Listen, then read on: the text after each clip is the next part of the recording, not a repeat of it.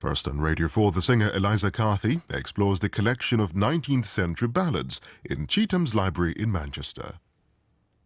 As a folk singer, I'm always looking for new material. I've spent probably too long in my life sitting looking through traditional songs, and I've always had an interest in broadside ballads, and I have come here to Chetham's Library in Manchester to discover the Manchester ballads, which were printed on single sheets and sold on the streets, to see what they contain, what they're all about, and perhaps see if I can't get a new song out of it too. Chetham's Library here has a fantastic collection of broadside ballads, many of which cover what happened to the Irish community in Manchester around 1820. And Friedrich Engels was very, very interested in the slum known as Little Ireland, and he wrote about it in his book. I'm here with Andrew Biswell, who is Professor of English at Manchester Metropolitan University. So what was Engels doing in Manchester? He was gathering information and material for his book, published in 1844, which is called The Condition of the Working Class in England. And he has a lot to say about the community who lived in Little Ireland. The cottages are old, dirty, and of the smallest sort. The streets uneven, fallen into ruts, and in part without drains or pavement. Masses of refuse, offal, and sickening filth lie among standing pools in all directions. And that gives us a very vivid account of what the conditions were like. It sounds like hell. Let's go and see where it was. Well, we're here at the red plaque. It says, "Site of Little Ireland. Large numbers of immigrant Irish workers lived here in appalling housing conditions. Built circa 1827, vacated 1847, demolished 1877.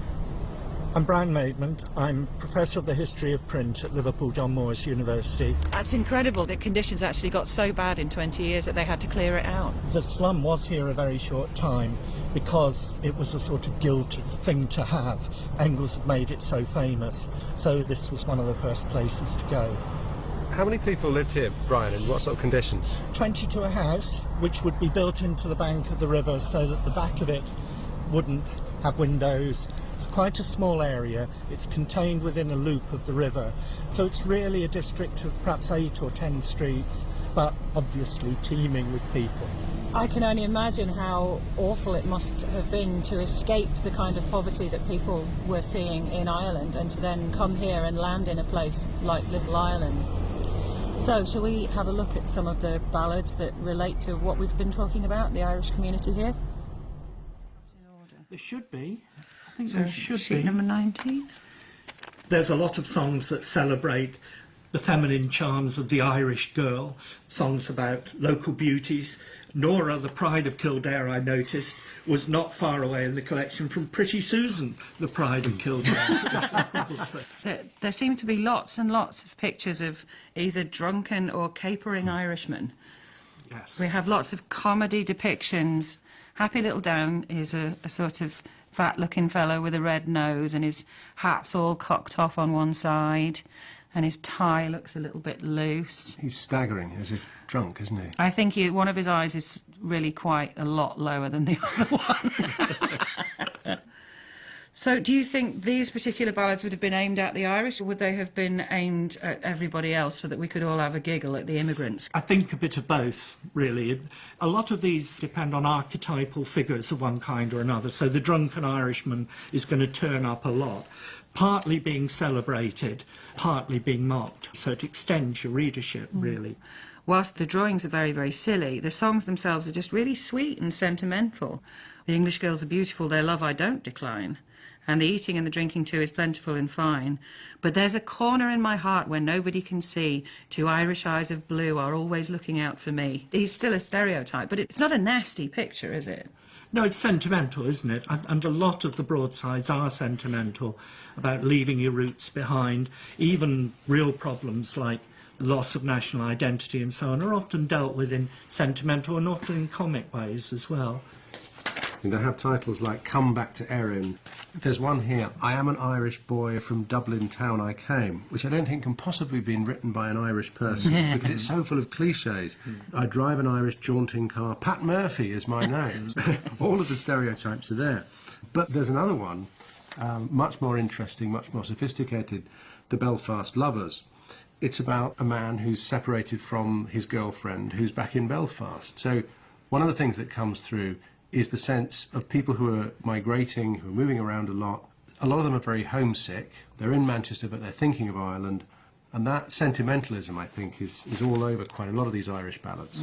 And that may be that a lot of this sentiment is a kind of hack writer's sense of what Irish people ought to be thinking. As far as modern music is concerned, modern pop music, if you like, is concerned, you can draw a lot of comparisons with maybe the stock writers from the 50s and 60s that were churning out rock and roll.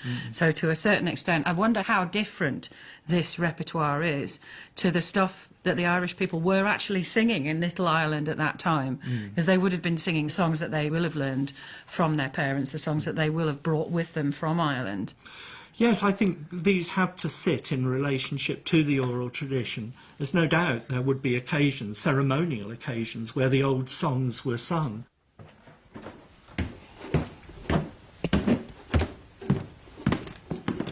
Coming up the stairs almost feels like going into the interior of a boat or something, and everything is made of wood and it's very, very dark. The books are all in booths and in cages.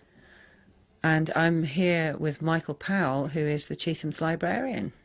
Okay, so let's go to here. This is one of the bookcases. All the books are locked behind gates, so... so they don't escape, or so that we don't escape with them? You know, they're old. These are 16th, 17th century books, by and large. And they're probably worth quite a bit. And I think the library didn't want people stealing, so they'd lock them up, and you can get to them. But we take them to readers rather than let them wander around. This one is a box of late 18th, early 19th century illustrations of Manchester. Oh. This guy's a ballad seller. What is he saying? He's saying the most shocking account that you ever read in our time. Yes, so his thing says a bloody murder. And it will be a murder ballad, a very rare illustration for Manchester of somebody actually selling a ballad. Would they be singing the first line of the ballad or something? Yeah, in a way, usually. In a sort of means of advertising the particular song that they're selling? Yes, and then the idea is that it's interesting enough for you to read on. You know, you want to buy it because he won't sing verses 3 to 18. He'll just sing verses 1 and 2 maybe, and you get intrigued by what actually happens and what is the crime. You want it to be a nice, gory crime.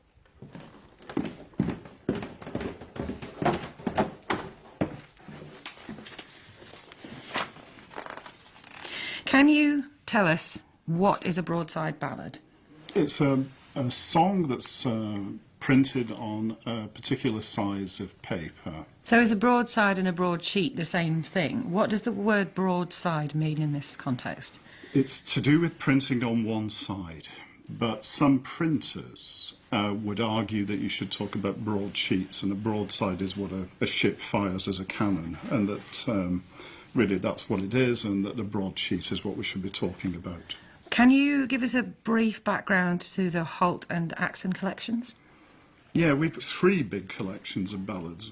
The Holt and Axon are the 2 we have of local interest. Axon is part of a family of local antiquarians, and he collected these songs and just passed them over. Holt was a Manchester bookseller. And why were they preserved, do you think? Why was Axon in particular interested in keeping that stuff?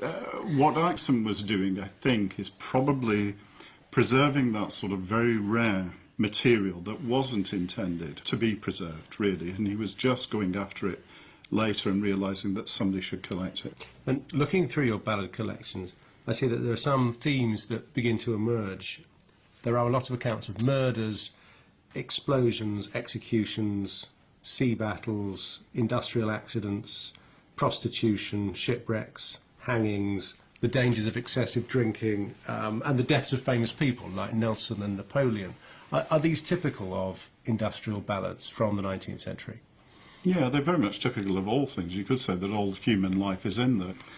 You do get a lot about events, and that's where they are at the most ephemeral. You'll get a mining disaster or an explosion at a pit.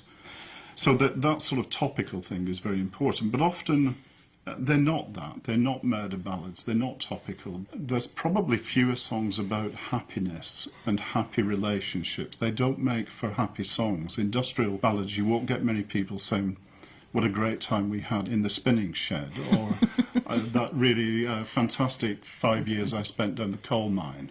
Really, they'll be talking about the horrors of industrialisation and unpleasantness.